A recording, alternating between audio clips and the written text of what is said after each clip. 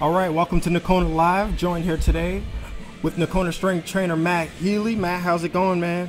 Good, man. How are you? Oh, good to be here. Great. It's a great thing you're putting together over here, man. I'm pumped you can join us. I'm really excited to get people to know who you are and learn a little bit more about Nokona and what we have going on here. So first, I just wanted to start off getting to know you a little bit of your background. Where'd you start off, and what brought you here to Nokona? Yep. Well, locally, I've been, working with athletes in the Boston area, Metro West area predominantly, over the last 5 years. I used to general manage / run the personal training at a facility in New Mexico, just a commercial gym. It's called Anytime Fitness. Heard of the place? Workout anytime? Workout anytime. So ran a facility out there, kind of found my niche as a trainer more full-time, more permanently when I was in Albuquerque, New Mexico. Was it somebody that got you into it, or was it something that you just were? Well, I was an athlete, played baseball, so my baseball career was over, and the next step for me was to stay involved. Right. And I've always been in the weight room. Weight room was a big key for me to be able to compete at a pretty good level as an undersized guy. Yeah. Realized that the physical preparation was a big part of what it takes to really see your true potential as an athlete. So I started pouring all my energy towards becoming a strength coach, becoming a trainer, and just generally helping people. Obviously, my passion is helping athletes, but I also work with the general population as well. Is that what fired you up about training? Was once you started to get into the gym, into the weight room, the results that you started to see personally, and then you were like, man, this is something I can also relay on to other people? Absolutely. Yeah, of course. Once my career was over, immediately I said, what am I going to do? I played in some men's leagues around Boston, still trying to play baseball. Yeah. Did a little softball thing. It just wasn't for me. Yeah. I decided I was going to pour everything into what I had realized I was, coming across when I was actually playing was, get myself in the weight room. All the experience that I already had under my belt by the time I got, by the time I was done playing baseball, just 2 years into college. Yeah.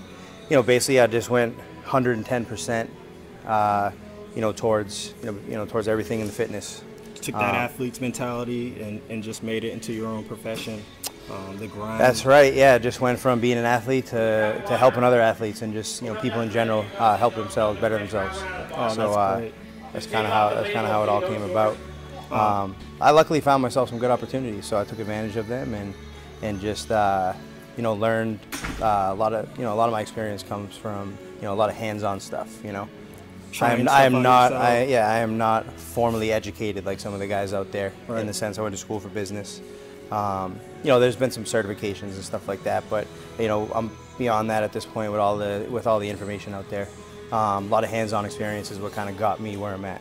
And then as far as becoming the guy over at Nokona, my current business, although I'm running the strength and conditioning over here, is I do business as Dynamic Athletic Performance. So obviously I train other athletes, but I've been working with Nokona Baseball players, for the last 5 years over at my prior facility. Yeah.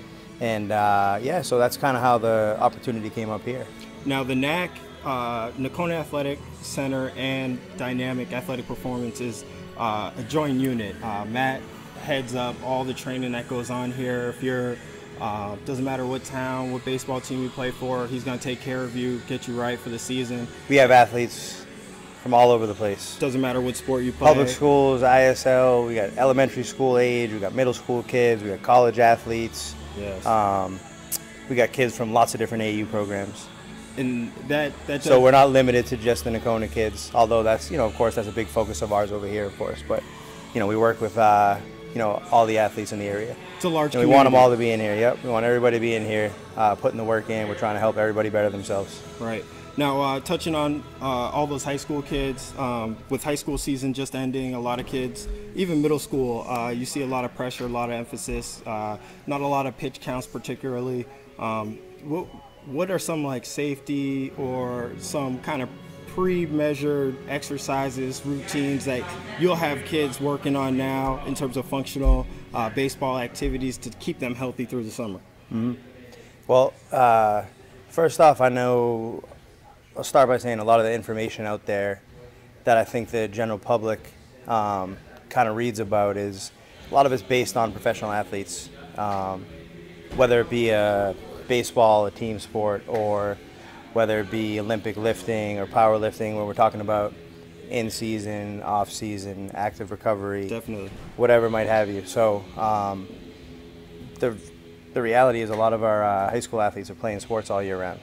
So there truly isn't an off season. You just got to find you got to find these other times of the year where maybe there's a little bit of downtime here and there, whether it be just one sport to the next has less commitment, and that's going to be the areas where you can kind of really maximize your strength program. But obviously, it's always year-round training. Play more sports. Absolutely. Absolutely, yeah. I mean, when we're talking about overuse injuries and stuff like that, I think it's big for kids to go through other movement patterns. So playing other sports, I think, all kind of equally help kids develop, within whatever their main sport is. So if they're a baseball player and they play basketball, that's going to help their agility. Yeah, this is whatever have you. This is basic stuff, but yeah. I mean, you're AAU. You work at an AAU baseball strength training facility, and you're preaching that kids should play other sports and be versatile. I completely agree. What other sports did you play when you were in high school? Just a little bit of track. Track and field.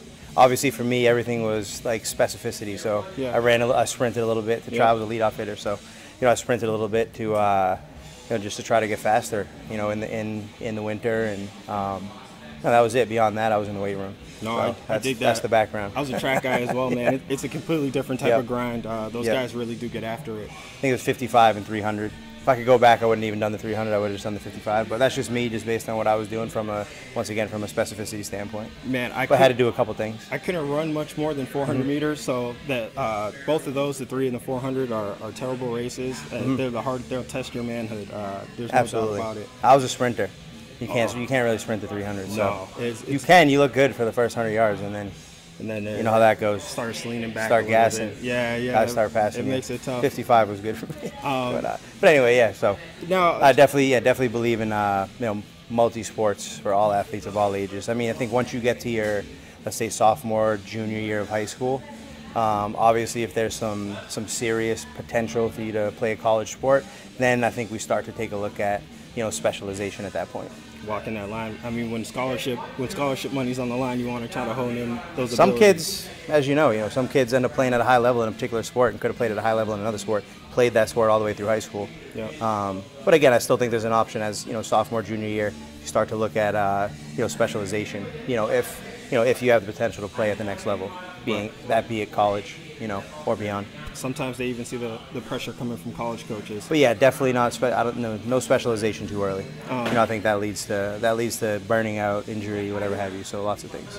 Absolutely. I know you're pressed for time. I just wanted to ask you, with your training background and always obviously looking for new information, more education, figuring out different ways to challenge your athletes. Right now, do you have a favorite piece of equipment that you might have recently got, or is there a particular exercise that you like?